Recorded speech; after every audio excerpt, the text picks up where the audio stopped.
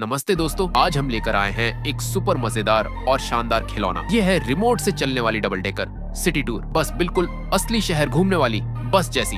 क्या ये बस तेज चलेगी? क्या इसमें लाइट और साउंड होंगे?